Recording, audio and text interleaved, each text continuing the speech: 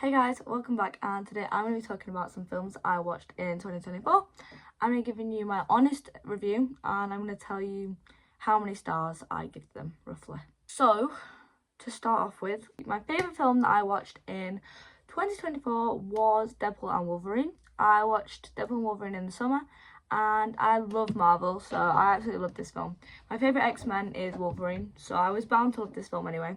And I love Deadpool as a character. I think it was such a fun movie. It felt like the good type of Marvel. Like, it brought Marvel back for me because it wasn't like funny being stupid like Thor Love and Thunder. It was still good. It had a great storyline. I loved the cameos in it. I loved the storyline. I loved the powers that everybody had. I loved seeing Elektra and Gambit and Blade. I loved all that. I loved seeing X-24 as well. And I think it was just a really, really good movie. I love the dynamic between Deadpool and Wolverine. I thought it was great and it's my favourite film. So I would give Deadpool Wolverine like 5 stars for me. Coming in a close second though, was a film that actually didn't come out in 2024. It came out in 2022. But I only just watched it and it's Bullet Train. And my boyfriend watched this one night with his family and he said to me, you have to watch it. Like, we're going to watch it because it's so good. And I was like, okay. So we watched it like literally the next day. But yeah, I thought it was amazing. I don't know how I haven't watched it before because it's literally my type of movie. Like, all the characters were so good. Lemon and Tangerine were the best characters in that and they were amazing. I loved like the complexity of how they were all tied into the same, obviously, reason that they were all on the train. Like, my brain was like, I could not think of that to write in a movie, you know what I mean? Like, I would get so confused, but like, it was so good. And the little details, it was so good. I loved all the assassins' different styles of killing. I thought that was really cool. I just loved how everything kept making more sense as the film went on. Like, it all kept coming together and building. It's one of my favourite films now, definitely. I love it and I will talk about it forever. I would give Bullet Train 5 stars. Another film that I watched was The Fall Guy with Ryan Gosling in it. I really enjoyed this movie. I thought it was great. It reminded me of like just them films that kind of like, you know, action-y, comedy kind of things, but like have twists in them. I love when films have those twists in them. It does remind me of like the style of film The Bullet Train is. I really enjoyed it. I really liked Ryan Gosling as the Fall Guy. I thought he did a really good job. I liked how he cried to a Taylor Swift song in his car. I thought that was a nice touch. I thought it was really good. And I'd say maybe like 4 stars for me. Another film that I watched was Mufasa, and I heard a lot of mixed reviews about it. People saying, oh, they shouldn't have made this film, whatever. I really enjoyed Mufasa. Like, I thought it was so good to learn more about Scar and Mufasa and, you know, them as brothers and why Scar is like he is, because Scar is like my favourite Disney villain. So I really liked it. I know a lot of people were saying they should have been animated, and I feel like if it was animated it would have been just as good, because I do like the animation for Lion King. I think a lot of the songs in it also reminded me of other Disney songs, which I thought was a really nice like touch. You could tell like kind of that it was a Disney film, you know what I mean? I'd say like 3.5, 4 stars. Another film I watched was Wicked, and so many people raved about this movie. Like, I enjoyed it, but I don't think it's like the best film ever, you know what I mean? Like, Cynthia and Ariana did a really good job of portraying the characters. I think it's crazy how good they can sing. The storyline for me wasn't just like, you know, the best thing I've ever watched. Like, I enjoyed watching it. I enjoyed the songs more than anything, really, because they were just the most interesting one for me. Defying Gravity was obviously the best song, and Cynthia Erivo's voice is really, really good. But yeah, I've never been a huge Wicked Wizard of Oz fan anyway, so I just wanted to watch it to see what it was like, and I enjoyed it, so I'd say maybe like 3 stars. Another film I watched was Moana 2, and I know a lot of people, I heard mixed reviews by it.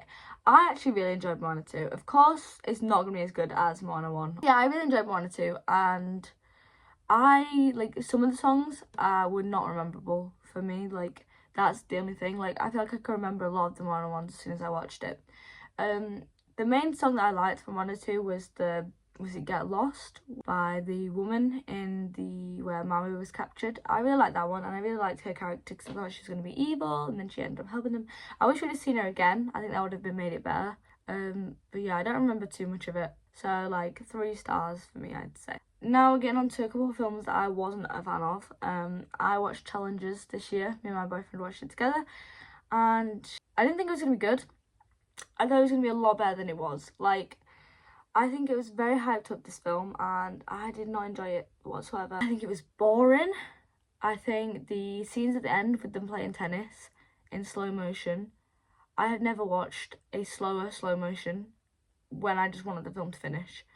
It was patronising at that point. I did not like any of the characters in it. I hated them all. They were all so dislikable that it made it painful to watch for me, because I just didn't get it.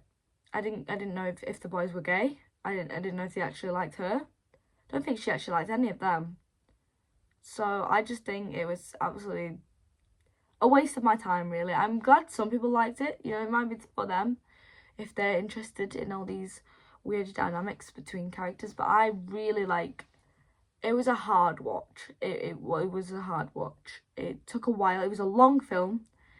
It just didn't seem to end, and all of the decisions the characters made really made me angry. So I wouldn't watch it again. I wouldn't recommend it either. So 1 star.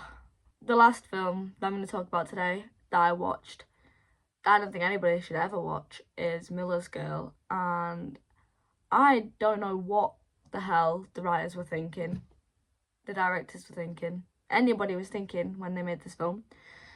Because when I tell you, this was the most uncomfortable watch I've ever had. So me and my boyfriend watched it together because we thought, oh, this is you know, a weird one. We're gonna see what it's like. I don't know why the actors would voluntarily do this movie. If I was an actor, I would feel awkward my entire life after making this movie. I mean, I'm sure the actors did great, as it was believable, which is concerning, actually. To give an overview, it's just about a teacher who has a weird pervy relationship with his student, and you can't actually tell in the movie what is fiction and what is not, which is, I guess, it's kind of like a style. But I didn't enjoy it because it made me feel very uncomfortable. Yeah, I wasn't a fan of Jenna Ortega's character at all in this movie. I wasn't a fan of Martin Freeman's character, obviously.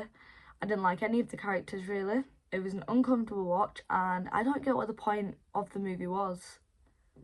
I don't get what was real, what actually happened, what didn't happen. I don't know why the movie needs to be made at all. I don't know. I don't know what the message was. I don't know what the point was. And I'd rather it be wiped from every streaming service ever. I don't recommend it at all unless you want to feel nauseous afterwards, because that's how I felt. I felt sick. It's a sick movie. Why? Just why, actually? 0 stars for me. I will never get that time back, and I wish I could.